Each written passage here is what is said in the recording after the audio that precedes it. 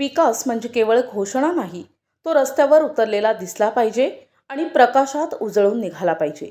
याच ध्येयाने प्रादेशिक विकास योजनेअंतर्गत अंदूर येथील मुख्य रस्ता आणि पथदिवे या महत्त्वपूर्ण विकास कामांचा आज दिमाखात शुभारंभ पार पडलाय.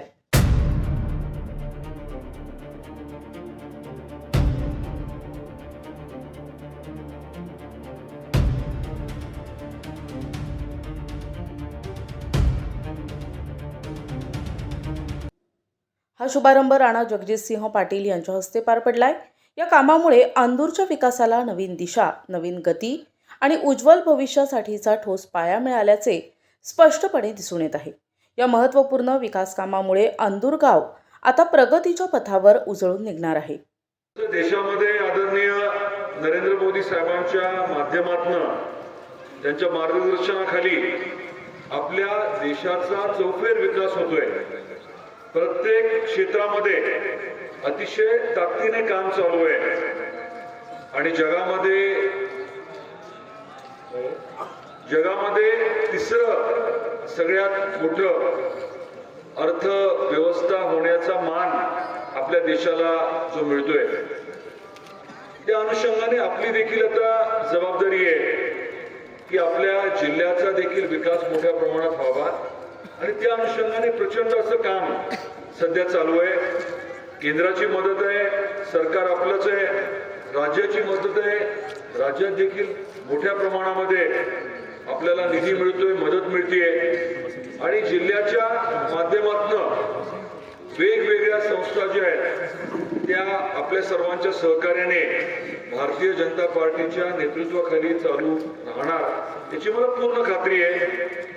आता परवाच्या निवडणुकीमध्ये काळेसाहेबांनी सांगितल्याप्रमाणे नागरिकांनी प्रचंड अशी आपल्याला ताकद दिली, आशीर्वाद दिला आणि त्याच पद्धतीने येणाऱ्या काळातही आपल्या पाठबळाची गरज आहे. आपल्या अंदूरमध्ये परिसरामध्ये जो काही निधी लागणार होता विकास कामांसाठी, आपल्याला जी काही मान्यता पाहिजे होती ती मिळवून देण्याचा मोठ्या प्रमाणात यशस्वी प्रयत्न झालेला आहे. शिर्डीला आपण बघितलं, गेल्या 20-30 वर्षामध्ये प्रचंड विकास झाला. तिथे येणाऱ्या भाविकांची संख्या प्रचंड वाढली आणि तिथे अर्थकारणाला मोठी चालना मिळाली. हॉटेल्स वाढले, लोक तिथे राहायला लागले, जेवणाची सोय करावी लागली आणि त्या माध्यमातून अर्थकारणाला मोठी बळकटी मिळाली. अगदी तसंच तुळजापूरलाही आपण करतोय. नळदुर्गला देखील पर्यटनाच्या बाबतीत गेल्या आठवड्यातच बैठक झाली. मोठ्या प्रमाणात गुंतवणूक कशी येईल, मोठे हॉटेल आपल्या नळदुर्गला कसे येतील या अनुषंगाने आता नियोजन चालू आहे. राज्य सरकारच्या पर्यटन विभागाच्या माध्यमातून लवकरच सादरीकरण होणार आहे. तर हे सगळं करत असताना आपला भर याच विषयावरती आहे की इथल्या मुलांना मुलींना रोजगार इथेच मिळावा. आपल्या घरामध्ये गोरगरीब अगदी शेवटच्या घटकापर्यंत अर्थकारणाच्या माध्यमातून विकास पोहोचावा आणि दर महिन्याला जे काही उत्पन्न आपलं आहे ते किमान दुप्पट तरी व्हावं. या अनुषंगाने प्रयत्न चालले आणि प्रयत्नांना आपल्या यश मिळते, कारण केंद्रात आणि राज्यात आपलं सरकार आहे.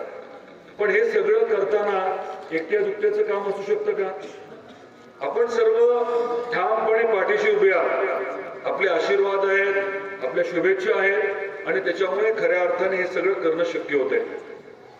इथे व्यासपीठावर बसलेले सर्व जे आपले नेतेगण आहेत, जे येऊ शकले नाहीत असे अनेक जण आहेत. पाटील साहेब देखील येणार होते, येऊ शकले नाहीत. या सगळ्यांचं आपल्याला मोठं पाठबळ आहे आणि त्याच्यामुळे आपल्याला येणाऱ्या काळात आपल्या तालुक्याचा जो कायापालट करायचा आहे, खरं तर नवीन तालुका पण करायचा आहे ना, विसरले सगळे. तुळजापूरचा कायापालट करत असताना आपल्या ज्या काही आकांक्षा आहेत, जिल्हा म्हणून आपल्या ज्या आकांक्षा आहेत, या सर्व पूर्ण करण्याची ताकद आता निश्चितपणे केंद्रात आणि राज्यात सरकार असल्यामुळे आपल्यामध्ये आहे. आपल्या रेल्वेसाठी जवळजवळ 3,295 कोटी रुपये हे आपल्या केंद्रातल्या आणि राज्यातल्या सरकारने उपलब्ध केले. आदरणीय देवेंद्रजींच्या माध्यमातून प्रत्येक आपलं जे सकारात्मक विकासात्मक काम आहे त्याला मंजुरी लगेच मिळते, त्याला निधी निश्चितपणे उपलब्ध होतो आणि आर्थिक कायापालट करण्याची जी आपली आता काम करण्याची जी पद्धत आहे त्याला मोठ्या प्रमाणात बळ मिळतंय. प्रतिनिधी आयुब शेख, NTV न्यूज मराठी, तुळजापूर, धाराशिव.